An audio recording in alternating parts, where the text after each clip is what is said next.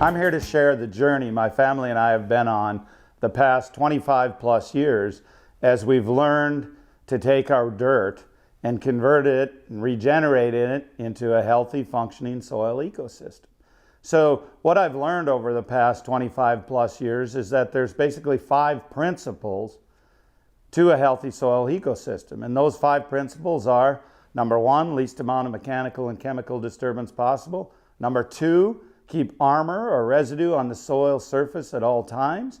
Number 3 is diversity of plants, animals, insects. Number 4 is a living root in the soil as long as possible throughout the year. And the 5th principle is animal integration. We have to integrate animals and insects back onto our farms and ranches.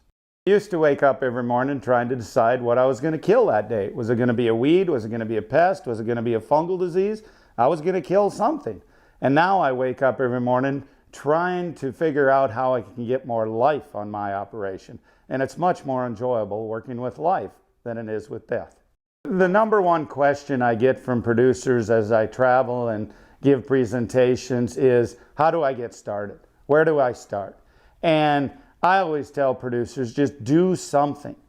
Get a living plant out there. Do something, because the current model is not working. It's not profitable for most producers. We have to change the model, and we do that by adopting these 5 principles onto our own operation. And it's going to be different on any operation. Producers are not going to use the same equipment. They're not going to plant the same crops. They're not going to run the same livestock. Those are just tools, but the 5 principles are the same everywhere. So what I tell producers is, I ask them, what will allow you to sleep at night? So I tell them, take one field. Now that might be just 1 acre, or it might be hundreds of acres, or for some producers it's thousands of acres. Whatever will allow them to sleep at night, knowing that if this doesn't work, it's not going to jeopardize my operation.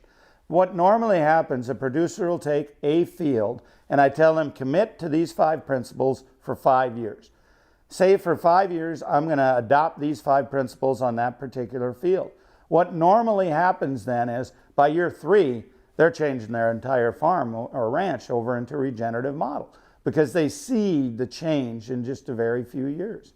What I want to impress on people is that their land and the livelihood they make off it is a direct reflection on them, on their stewardship, on their management. It's up to them to apply the principles, and they will be able to reap the rewards based on their stewardship on their operation. I've been asked the question many times as far as, what are some of your failures? And I do not share that with people, because just because something failed on my operation doesn't mean it's going to be a failure on theirs. People often come to me, well, what specific cover crop should I go? What type of livestock should I use? I'm not going to tell you that, because I don't know your why. I don't know what you enjoy, what you want to do. You have to adopt these principles in a way that fits your operation. So there is no specific right thing, right or wrong.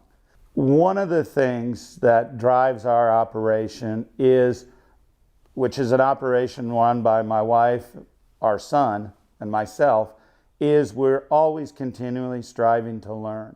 And that's why it's important to attend events such as Soil Health University.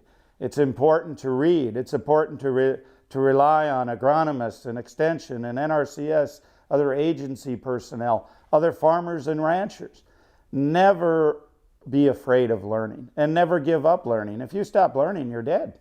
So if people want to learn more, they can go on our website, brownsranch.us, or they can go on the website soilhealthconsultants.com.